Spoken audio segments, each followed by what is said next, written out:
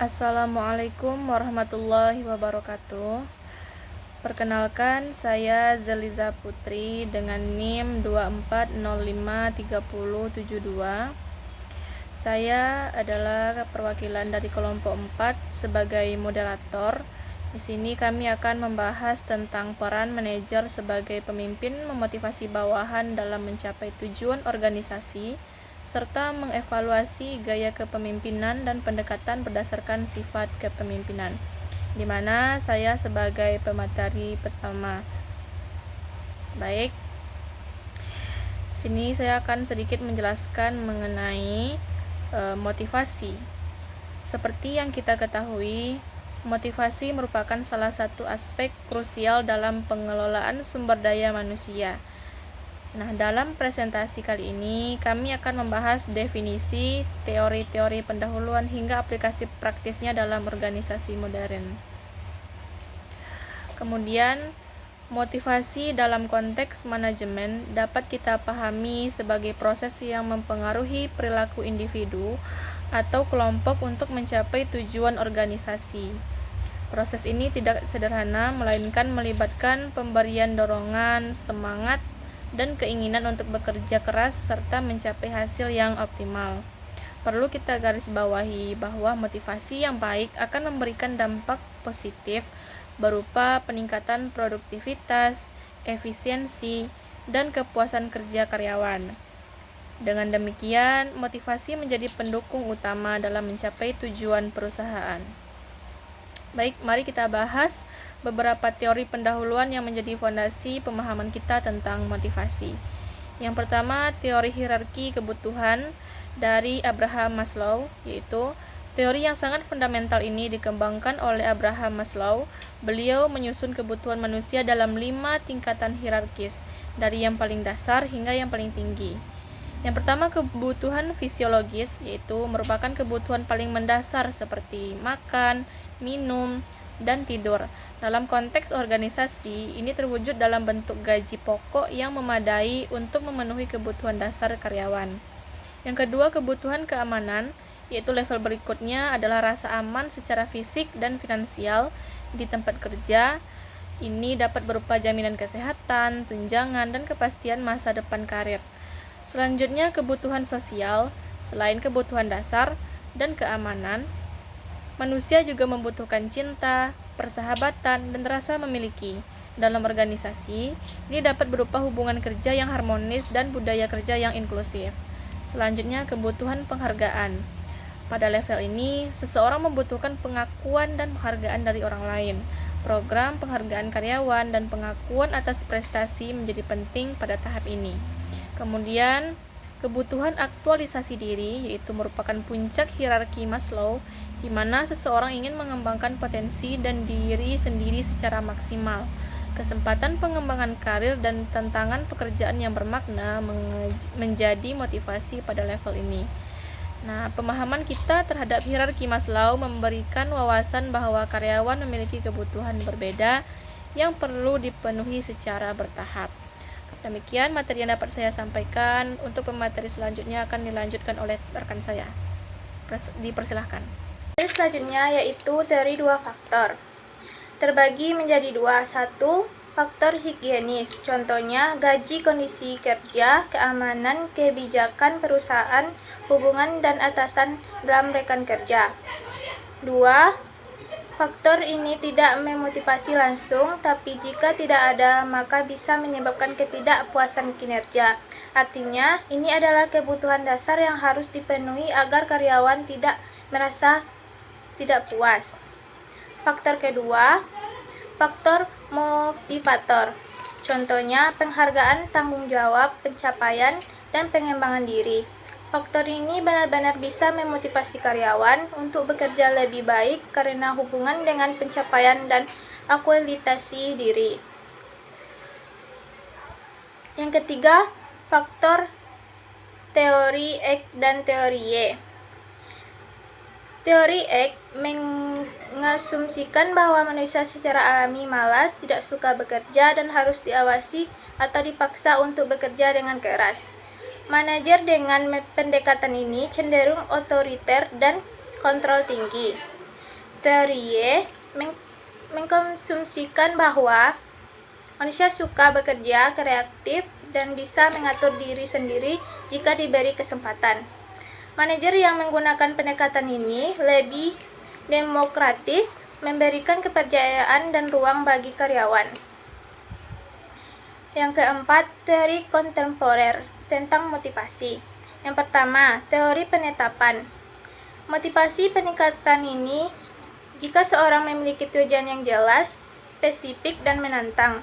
Tujuannya menantang, mendorong usaha lebih besar dan memberikan arah serta tolak ukur keberhasilan. Yang kedua, teori equities. Orang membandingkan rasio input, pengalaman, waktu, dan input, gaji, penghargaan mereka dengan orang lain. Jika merasa tidak adil, mereka bisa menjadi tidak termotivasi. Yang ketiga, teori ekspektasi. Terdiri dari 3 komponen, yaitu 1. Ekspektasi keyakinan bahwa usaha akan menghasilkan kinerja yang baik. Instrumentalitas keyakinan bahwa kinerja yang baik akan menghasilkan imbalan. 3.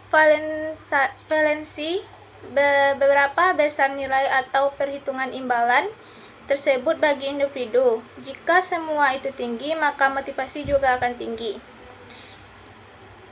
Yang keempat, teori penguatan. Perilaku ditentukan oleh konsekuensi yang mengikuti. Jika tidak positif, diberi penguatan positif, seperti bonus, maka kemungkinan besar perilaku itu akan diulangi. Yang kelima, teori karakteristik pekerja. Pekerja akan lebih memotivasi jika memiliki 5 dimensi ini. Pertama, variasi keterampilan. Pekerja menggunakan berbagai keterampilan. 2. Identitas tugas. Pekerja bisa dikenali secara utuh dari awal sampai akhir. Yang ketiga, signifikasi. Tugas dampak pekerja berhadap orang lain dianggap penting. Keempat, otonomi. Kebebasan dan tanggung jawab dalam melakukan pekerjaan. Yang kelima, umpan balik. Informasi yang jelas tentang hasil kerja seseorang. Di sini saya sebagai pemateri ketiga akan menjelaskan tentang kepemimpinan.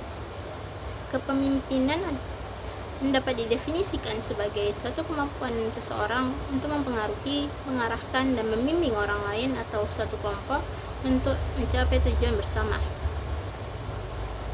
Yang artinya seorang pemimpin itu tidak hanya sekedar memberikan instruksi, tetapi juga memiliki tanggung jawab untuk memberikan teladan dan sebagai motivator bagi tim atau anggota kelompoknya. Dalam konteks organisasi, pemimpin yang baik akan mampu menciptakan suasana kerja yang positif, yang mendukung perkembangan anggota timnya dan menginspirasi mereka untuk bekerja dengan semangat. Misalnya dalam sebuah perusahaan, seorang manajer yang hanya memberikan perintah tanpa memberikan contoh kerja yang baik biasanya tidak akan dihormati oleh timnya. Tapi jika ia bisa menunjukkan sikap kerja keras, komunikasi yang baik, dan memberikan semangat, maka tim akan lebih mudah dan termotivasi dan bisa bekerja sama dengan baik. Selanjutnya, pendekatan dalam studi kepemimpinan. Saya akan menjelaskan berbagai pendekatan yang digunakan untuk memahami bagaimana kepemimpinan bisa efektif. Ada 3 pendekatan yang akan kita bahas. Yang pertama ada pendekatan sifat.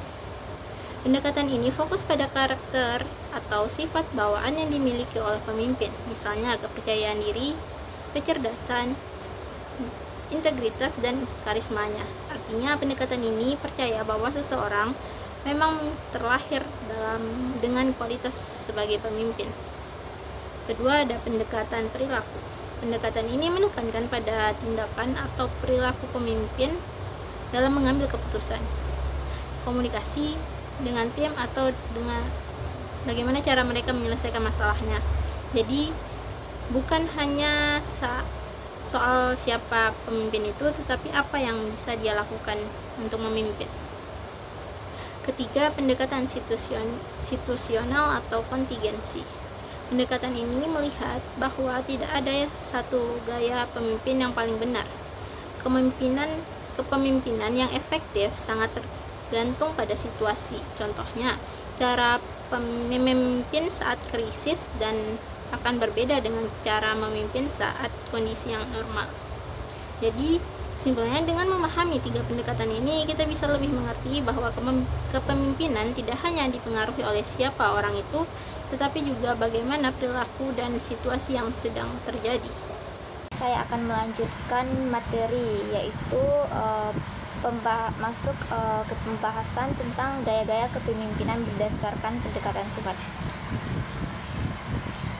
Pendekatan ini meyakini bahwa sifat atau karakter tertentu yang dimiliki seseorang akan mempengaruhi gaya kepemimpinannya. Ada 3 gaya utama yang akan saya jelaskan dalam materi ini. Pertama itu ada gaya otoriter, di mana gaya ini ditandai dengan pemimpin yang memegang kendali penuh dan mengambil semua keputusan sendiri. Gaya ini biasanya digunakan saat dibutuhkan tindakan cepat, namun bisa menurunkan motivasi bawahan jika diterapkan terlalu sering. Yang kedua itu ada gaya demokratis, di mana pada gaya ini pemimpin lebih terbuka terhadap masukan dari anggota tim. Keputusan ini biasanya diambil secara bersama, dan ini menciptakan suasana kerja yang lebih inklusif, mendorong partisipasi aktif, serta meningkatkan semangat kerja.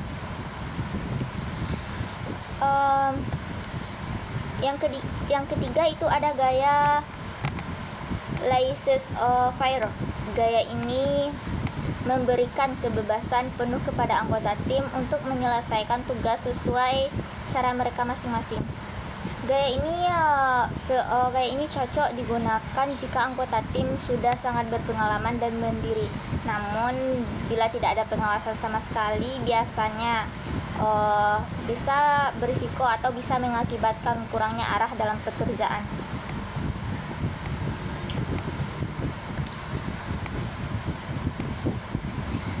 Baiklah, sebagai penutup dari pembahasan yang telah kami sampaikan, kita bisa melihat bahwa peran manajer sebagai pemimpin sangat penting dalam memotivasi bawahannya. Selain itu, pemilihan gaya kepemimpinan yang tepat, baik otoriter, demokratis, maupun laissez-faire, harus disesuaikan dengan situasi, kondisi tim, serta tujuan organisasi.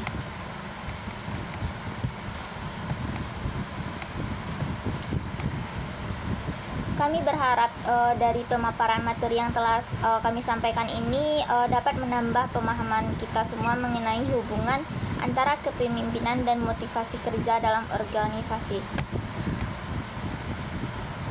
Terima kasih atas perhatian Ibu dosen dan teman-teman sekalian.